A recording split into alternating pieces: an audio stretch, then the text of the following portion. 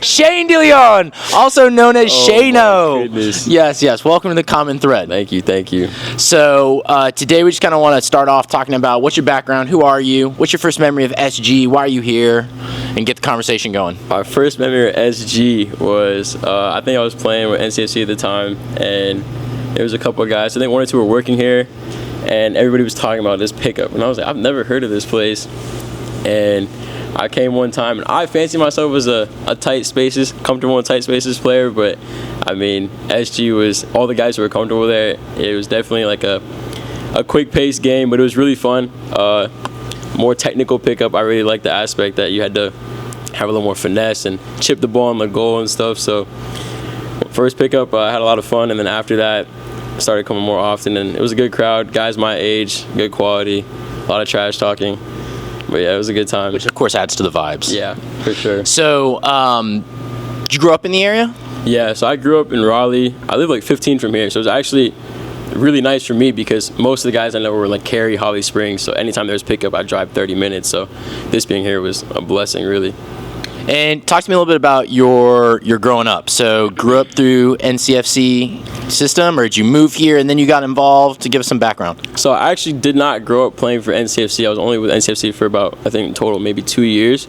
I grew up playing for a club called IDF. I don't know if you've heard it. I have heard of IDF. Yeah. I grew up playing with IDF. They really gave me my foundation, and then I think when I was about 16, 17, I ended up going to NCFC, and I think I spent 1 year ECNL, a year or a half year with Academy. I can't really remember because that was around COVID. And then the following year, I was with the first team. And then from there, I went to college. So what was that transition like coming from IDF, obviously small group, really intense, to a big, massive club? And you were how old? I think 16. 16. How long had you been with IDF? I mean, I'd been with IDF since before it was really a club. We would just have like training groups. Right. And so I think since like maybe 10 or 12, I've been training with them. I'd also like known the founder of IDF, so we used to train together when I was really young as well, and played like indoor with them and stuff. But with IDF, I was there, I think, as an actual club, I think it was like 2011 to 2017. And then, the transition from small club, really intense training, having to change locations all the time for training, to NCFC, which is kind of like the powerhouse of North Carolina, and huge complex, was a bit different. Not to be picky, but the training on grass and then going to turf was also a little bit of a change. I mean, trained on turf a lot too, but always on turf was a little bit different. But it was cool. I mean, with NCFC, it was like we trained earlier than everybody else, so we had access to everything, all the goals, the mini goals and everything. But being around way more players was a bit interesting as well, and completely different environment. You have rotating coaches, you have players from all over the place. You got guys driving from 3 hours away. It was quite interesting, and it was good to see, like, I kind of guess what else is out there around my age group, because IDF was pretty small, and we were pretty confident at IDF, but being exposed to different competition and different players was definitely a little bit eye-opening as well. And then you said you got to spend some time with the first team. What was that like? That was cool. I think that year I grew a lot. I felt myself growing. I think I really started to mature from like a youth player to a men's player. I had to get a lot stronger and a lot faster mentally and with my feet. Not necessarily like just bigger, but like, I guess, core strength. So guys just knocking you off the ball, you had to like be able to take that contact or move with that contact, and then speed of play. I mean, the grass was insane, so the speed of the game is already way faster. The ball is flying all the time, and you got to be thinking 24/7. Like, after training, your mind's more tired than your body sometimes, because you got to be switched on the whole time. But that was really good. I was surrounded by what I thought at the time was a lot of really high-level players. It was a really good group, and I learned a lot from them that year. What was the biggest surprise to you going into that environment, right? So a lot of kids dream as youth players of the next stage of the game, and in the United States, obviously that next stage is college, and after college, pro, but you were able to kind of make that jump into somewhat of a professional environment at a young age. Right. What was the biggest surprise?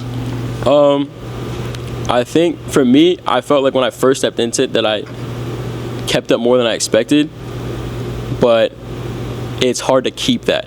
And so I think once the adrenaline wears off and you start to get comfortable, that you start to dip a little bit. But these guys, like, they have a really high level of discipline, and it doesn't dip.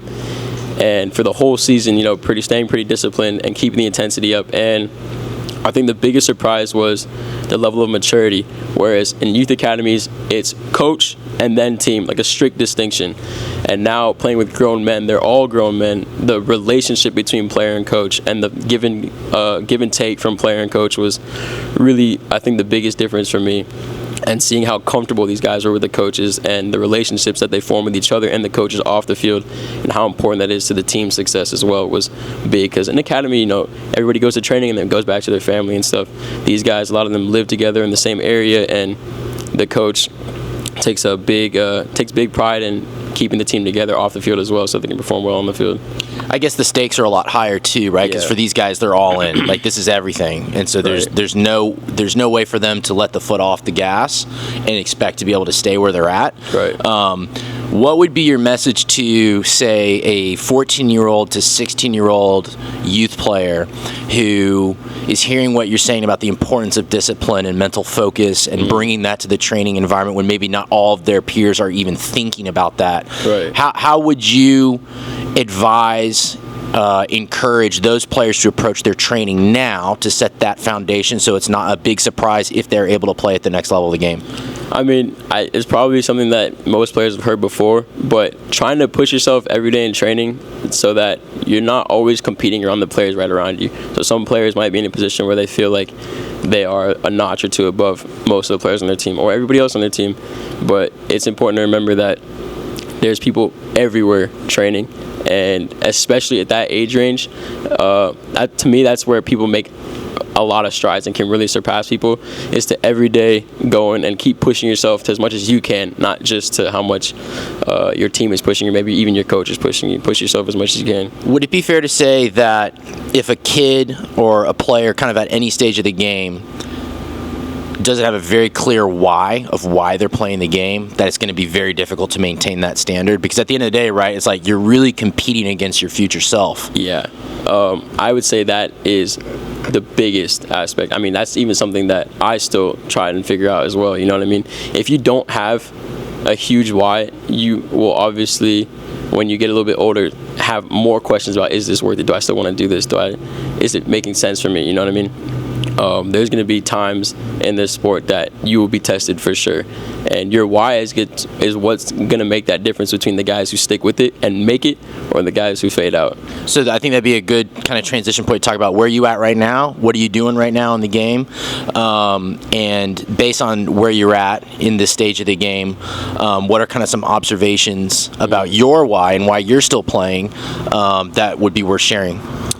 For me, so right now I'm in Germany, and it was a big change, a culture shock, a climate shock. Everything's completely different, but for me, my why keeps me going because I don't think a lot of players would be willing to go overseas if it's not straight to the top, if that makes sense. Mm-hmm. So it's really hard to step out of your comfort zone and go somewhere if it's not completely taken care of. So what is your why, Shane? My why? No pressure. I don't know. I mean, I've played this sport since I could walk. Like, I truly fell in love with this sport, and for me, it's the one thing at the end of the day that all else can be bad. I mean, even if soccer's bad, like with your team, and you're having a bad season, you go and play pickup, or you go and just juggle and play with the ball. It's like, I don't know. It's an irreplaceable feeling. The ball can't ever treat you poorly, like, you know what I mean? And that feeling of having a nice touch and being able to do what you want with the ball and just have a good time, it makes everything else feel a little bit better. And I don't know, I like, you know me as a player, I like to talk a lot when I play. I like to sometimes be a little disrespectful when I play. For me, it's a little bit more of an art form, and I like players who are also like that, and my why is to entertain people while I'm playing and also to have fun. Like, for me, it's one of the biggest sources of fun in my personal life, and if I can use that to set myself up for the future, because also it's a little bit of a business, and to make some money for that, to transition into the next chapter, I think that's really the most important thing for me. Where are you in Germany? I'm in a city called Meppen, but I'm playing for a team in a city called Nordhorn. What's the name of the team? Eintracht Nordhorn. What would you say is maybe some things about the environment that you have learned about that you feel like, hey, if you hadn't made this big jump, right? There's a lot of guys post-college, early 20s who are like, man, I don't even know why I'm playing the game anymore. I'm done. Right? Or after college, I'm done. And you've made a decision like, hey, I'm going to go the next step and really grind in a real tough environment, foreign country, cold weather. It's not the top tier. Right. So what are some things that you feel like you've been able to learn or take away or maybe even learn about yourself in that environment that you feel like you wouldn't have learned otherwise? Right. So for sure you learn a lot about yourself. I mean, you step into an environment where you're leaving a routine. You grew up in America, you have things planned for the whole day most of the time. You're not really just sitting around kicking rocks until training.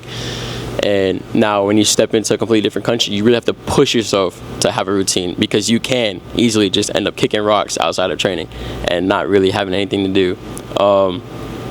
As far as what I've learned is it takes a lot of mental strength, some determination to keep it going, but also Europe in general, the culture around soccer or football is a lot different, and Germany specifically, you'll have people showing up to a 4th division game, 20,000 fans loud for 90 minutes. It feels like a packed out stadium of 60,000 fans here, you know what I mean?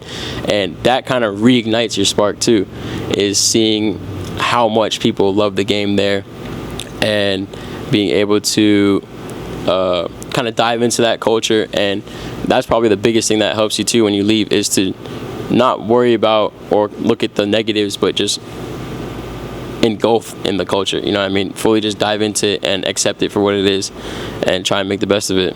What does your daily routine kind of look like? So I'm also taking classes.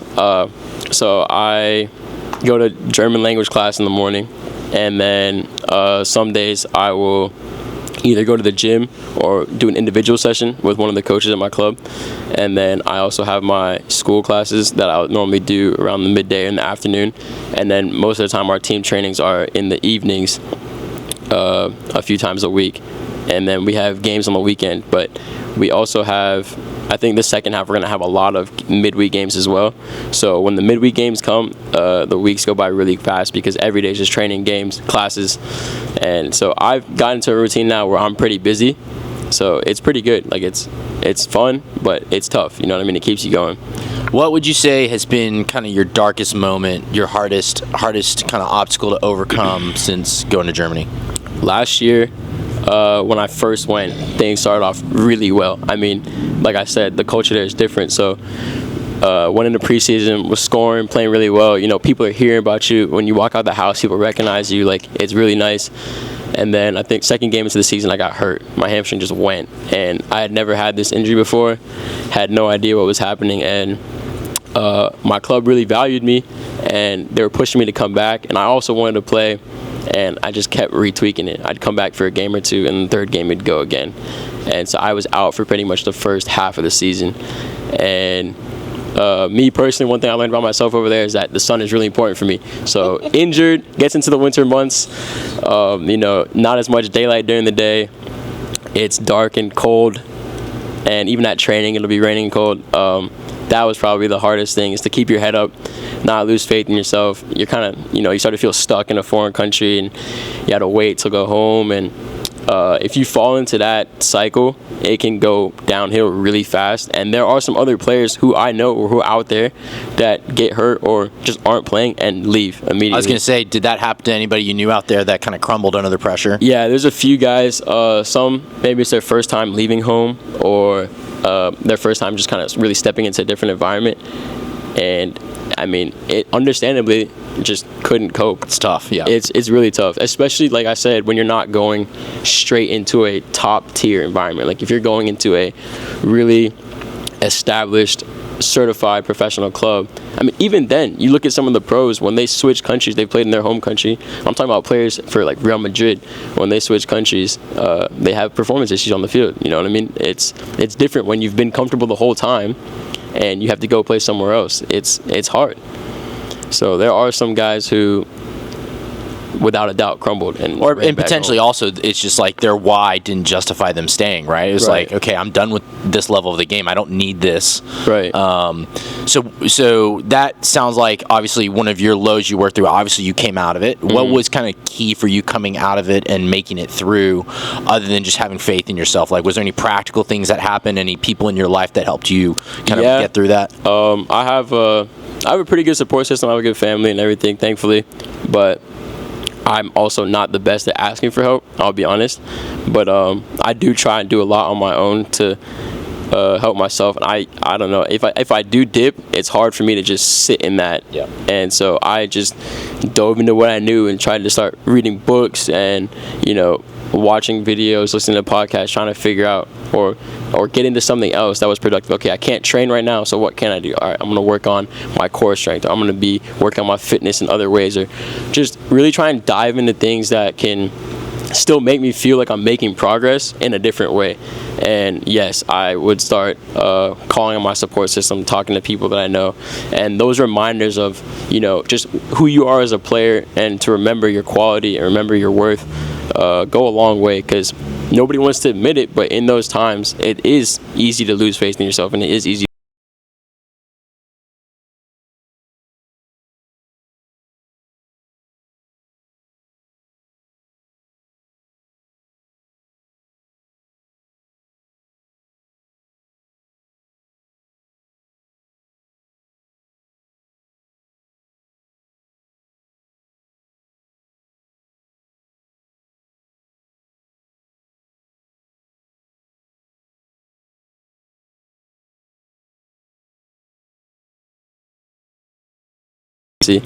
And the first one, there was a COVID outbreak on the opposing team, so we didn't go to that one anymore. But I had committed to the University of Alabama Birmingham in during 2020, and then we had traveled there to play against Birmingham Legion. So I got to go, and basically, since there was COVID, I wasn't able to visit the school like normal college students would, but through this away game, I was able to go and be on the field and look at the school and see everything there, and to go into that environment, having already been there as like a quote-unquote professional environment, was pretty cool. And then we beat Legion as well, so that was really nice. And it was just a good feeling to have already, to one, feel in a professional environment going there, and to have already been able to see the school and everything before going there. But I would honestly, even though it's lower levels in Germany, the games there feel like way more important. So to compare it, the atmosphere at that game, which was a big game for us then, is similar to the atmosphere of some of these lower league games in Germany, whereas people are showing up beforehand. There's the news crew there. Some games are televised, and everybody's talking about it. It's in the newspapers and everything. And we since there's some foreigners on our team, we're not necessarily the most favored team. And the game right before we left, there was a lot of people there, and it was against a team that is also competing to promote. And we ended up winning, I think 3-1 or 3-0. But I remember that first goal going in, and like the feeling of relief. It was an intense game, one of the most intense games for the season, and we played on turf because of the weather, so the ball was moving fast. And when we scored the first goal, how the whole team just erupted, and you could hear that because it was an away game, and hearing the silence from the other team was just like, that was a good feeling. And from deafening. And that first goal, everybody just locked in, and we just went on to score 2 more, and it was amazing. Oh, there's also one more. Sorry, I got to talk about. But we played my previous team from last year. We played them twice, once in preseason and once in the cup. And when we played them in the cup, I mean, it was as good conditions as it gets for football. It was under the lights. It was a midweek game, so it was at night, and the pitch was slick. Like, it wasn't actively raining, but the grass was a little wet, and there's a good bit of fans. And I obviously, it's your previous club. You want to show out, and I think this is the best goal we scored this season. We go down real early, accidental own goal. A center back tries to head it back to our keeper, and it just ends up trickling in the back corner. And so we're like, oh man, like no way we start like this first 2 minutes in. But heads up, we keep going. My left winger drops down, gets the ball, and I'm playing 10. I make a deep run in behind the center back. He plays me a ball over the top, and I one touch back post to my striker, and diving header scores. So ball stayed in the air the whole time.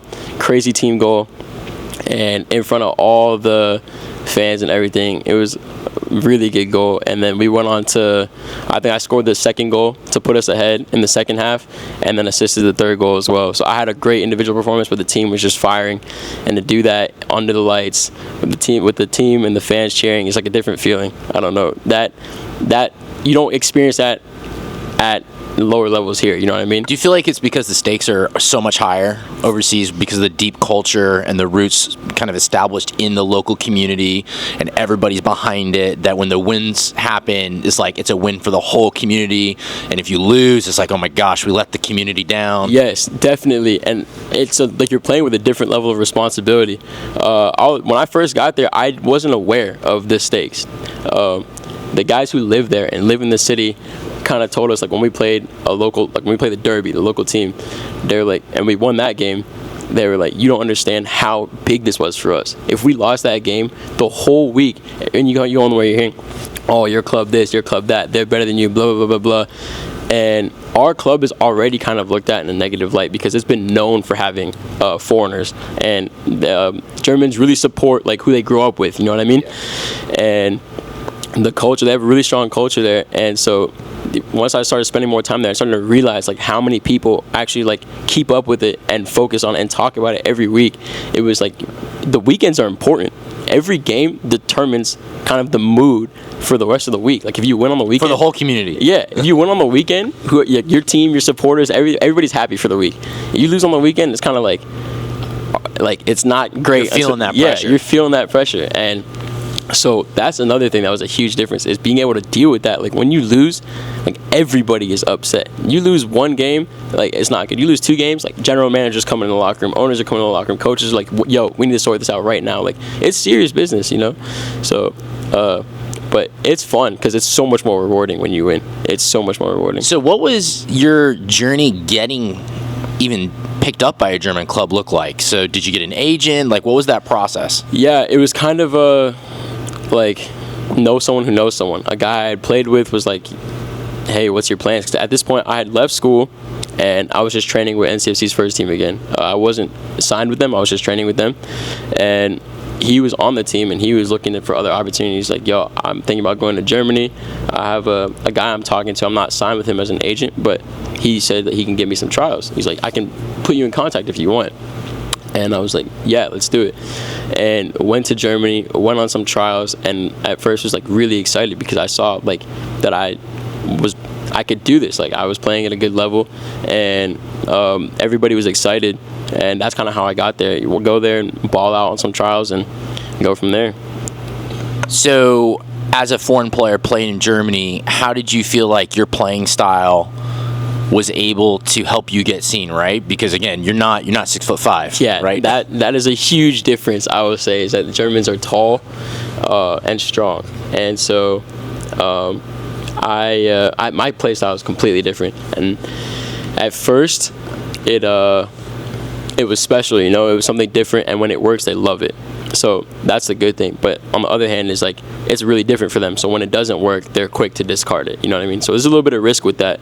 But like I said, like when you want to play that way, a little bit more like artful, it is always going to be a risk. And at times it's proven difficult because some coaches really do just want traditional German players. Even if they take you or they bring you in for a trial or something, like, yeah, you know, we just want someone who can like win headers and put in good tackles and stuff. Even in offensive positions, they want somebody who can hold up even as a 10. Most of them play like a second 9 now. And the game's changing in general, but specifically in Germany, a lot of the midfielders are just tall workhorses, you know what I mean? So I think it works best for me when I'm like the one person like that on the team, because then I can facilitate for the other bigger guys, you know what I mean? And in a way they can help cover up my weaknesses and I can help cover up their weaknesses. But yeah, that was when you're playing really well, they'll love it. But when it's not going so, like, you have all to the bring biases results. start to come in. It's second. You have to keep bringing results. So I mean, in a way, it's good. It presses you. It pushes you to keep performing and to keep the results coming. But at times it can be really challenging because, like, you might not feel like it was deserved that they have such strong biases so quickly. But I mean, you have to understand that for somebody, it's something completely different. For them to want to take a risk on you and really believe, to find that one coach who's gonna, like, really believe in you, and you can't get that everywhere. You know what I mean? So, kind of listening to your story and thinking about some of the obstacles you've overcome to get to where you're at. One question I like to ask guys in your position is, okay, so let's hypothetically say the game's over today. Like, you can't play anymore. What are you gonna do with yourself? I mean, I'm never gonna stop playing. There's no way. I'm not someone who has all their eggs in one basket. Like, I, for the most part, did pretty well in school, and I'm pretty hardworking. So no matter what, I think I'll be all right, and I'll start my own thing. I'm not gonna lie, SG does make me want to have something like this to stay involved in the game. Dang, that's the second person who said that. But I don't know if I would do it as strongly as you have. You're legit coach and training kids and stuff. I like the pickup aspect of it. So just a way to stay involved and have fun with the game. The community, I think, is the coolest piece of SG, right? Yeah. One thing that I've come to really appreciate is in the culture here. So I don't want to speak for everywhere, but for here, there seems to be this dichotomy between you can't have fun and also have high quality in the same space. Right. And it never ceases to amaze me the level of quality that we still get in pickup sessions. Yeah. And the intensity that everybody brings, but everybody's bringing a smile. The vibes are so high. We'll play till 10:30 p.m. at night, and I got to kick people out because I got to go home and go to bed. Those pieces are really special. And again, it's one of those things where it's like nobody's forcing anyone to show up. Like, everybody's showing up because they want to be here. Right. And the community is just so positive. I think that it speaks a lot for, again, the types of people that it attracts, which is so special, but also the fact that the game in itself is its own reward, right? It's not about playing to get something else, but it's supposed to be enjoyed, and obviously everybody's really enjoying it. Yeah. And so, kind of in closing, another question I want to ask is if you were to basically speak to your past and share some of your knowledge and experience with two groups, one group being kids coming up through the game, the second group being parents raising kids coming up through the game. First, what would be your message to players? So if you were to speak to your 13-year-old self, your 15-year-old self, what would be the biggest takeaway that you wish you had known at that age? To this day, the biggest thing I think for me is no matter what, always try and have fun. Yeah, for sure, there's going to be times where times are difficult, but remember, don't ever forget why you started playing the sport and why you still want to play. Like, that's the root cause. I'm a player who can take criticism for sure and the negativity and, a hard coaching atmosphere, but I'm also someone that thrives in an atmosphere of fun. And I firmly believe that when you're having fun, you play better. And so I would say to the younger kids, always have fun. Like, have fun working hard, have fun running. Like, you make the things that you hate doing fun, and you'll grow as a player. Like, weakness, to work on your weak foot or fitness or whatever. Like, you make them, try your best to make them fun and get them in, and you'll take off. That's awesome. So for the second group, for parents, what would be your message to them, again, based on your own experience, either a positive, like, hey, this was a moment that an adult, doesn't have to be your parents necessarily, but this is a moment that a coach or an adult said something to me or did something that was so foundational to your success, or the reverse, like, what is something that a coach told you or a parent or an adult told you that was like, wow, like, when I heard that, it really destroyed me, because I think one thing that I'm interested in as a coach is the effect that the adults in a player's life will have on a kid's trajectory. Right. So what are some of your thoughts about that? Either a positive or something that was said to you that was like, man, that was actually a big negative for me, and I wish that had not happened. I would say as a parent, the biggest thing is to try and I don't know. It's difficult because you have parents who are also coaches or who also played, so they know a good bit about the game, and then you have parents who don't know a lot about the game. As a parent, 100%, you're going to try and help your kid as much as possible. Even if you don't know a lot about the game, you'll try and learn about the game. But as a parent, I would say the best thing to do is to try and get your kid in a good environment. Surround him with players who push him, and surround him with coaches that will push him and believe in him. You want a coach who's going to give you tough, hard criticism, but from a good place. You want a coach who's going to tell you, you can be this, but you need to do this. You don't want a coach to just tell you, you're not this, you're not that, you'll never be that, because that will crush you. But you also don't want a coach who's just going to gas you and tell you, yo, you're so good, you're whatever. And if you're around players that you feel the best all the time, you're not going to be pushed that much. So I guess more so for a parent that doesn't know the game as much, just do your best to put your kid around players that will push him. You will turn into or learn from the people you're around. So if you get him in a good environment, I think that'll be best. And he gets in an environment where it's good to be the best sometimes. It's also good to be in the middle of the pack or the bottom, because when you get thrown into the deep end, that's when you really grow. And I think that's the best case for kids growing up. And I mean, I've had coaches tell me straight to my face, like, you're never going to get a D1 scholarship, or, you're just not at this level, or you're just not at that level. And then you turn around and you have coaches telling you, bro, you should be playing here, you should be doing this, like, you're a really good player. I don't understand how other people can say this about you. And the biggest realization for me was when I was younger. I also went to Europe and just played some friendlies or went on trials, and they are like appalled when they hear that you're not on the highest team in your group, or that you have this, that, and the next, but you're not with an established team already, or something like that, because things are just valued differently, and obviously the game is different in each country. But never forget your own value, and try and instill that in your kids as well. At the end of the day, that they're still know their worth, and that they don't just completely lose faith in themselves. I've seen kids get absolutely crushed before. Yeah. So if people want to kind of follow your journey online, how can they follow what you're doing in Germany? I'm not huge on social media about posting about my journey, but in general, I mean, I'm on Instagram, and that's probably the best way to keep up with it. People have told me I need to be more, I guess, out there about what I'm doing and stuff, because it's a little bit unique, but so if you score a goal or get an assist, it'll show up on there. Yeah, probably. From now on, yeah, for sure. Nice. But through there, you can see like what team I'm playing for and links to the games and stuff like that. Awesome. Well, thank you so much for coming on the Common Thread today. It was a great chat, and looking forward to having you back on. Thanks for having me. Looking forward for the next pickup too. Yeah, let's go.